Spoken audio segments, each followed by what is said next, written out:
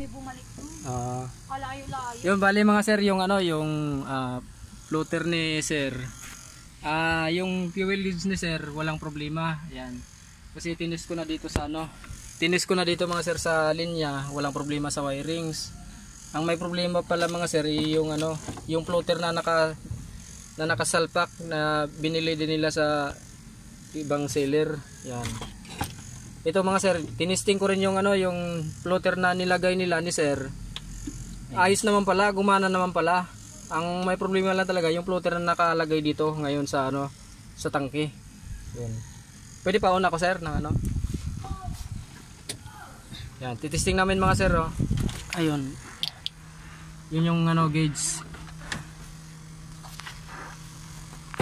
Yan, ito mga sir, nakasalpak yung lumang ano, lumang floater yan. Dapat nakalagay sa ano, sa papalo yun ng ano, ayun, umangat na siya mga sir, yung ano, yung gauge niya yan. Yan, dahan-dahan siya umangat papunta sa pool. Yan. Yan, umangat siya mga sir, yan. Kanina hindi yan nakaangat. Tapos isa pa mga sir, para malaman nyo kung walang ano, walang problema sa wirings. Ito lang mga sir.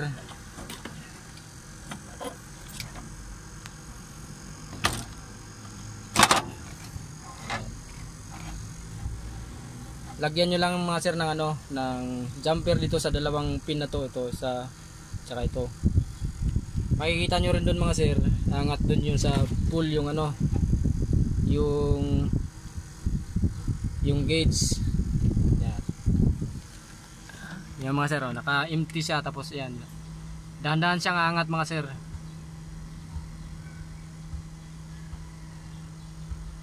Baka hindi nakasalpak ng ayos. Hindi naka... Yan, gumalaw. Yan, maluwag yung sinulpak kong wire. Yan. Yan, gumalaw na. Yan, gumalaw siya mga sir. Dahan-dahan siyang aangat. Yan, ibig sabihin ng mga sir, walang problema sa wirings. Wala rin problema sa sa fuel gauge. Okay. Yan, oh. Ang may problema mga sir, yung floater na nakalagay dito.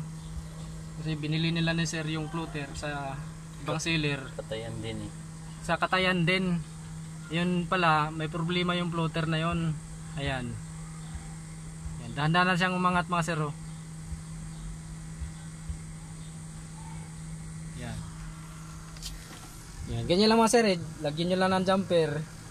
Yung dalawang pinya na yan. Tapos angat yung, pagka walang problema yung gauge, angat yun. Tapos ito, itong ano, yung floater, pag testing yan mga sir, salpak nyo rin dito. Yan. Yan, nakasalpak siya mga sir, yung floater na tinanggal nila. Yan, dapat papalo sa sagad yung gauge mga sir. Yan, sagad mo. Yan, dahan-dahan naman siya angat mga sir. Yan, oh.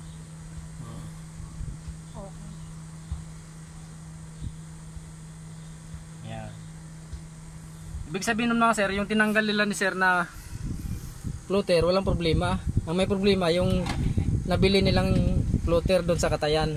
Yan, yung nakasalpak dito. Ito.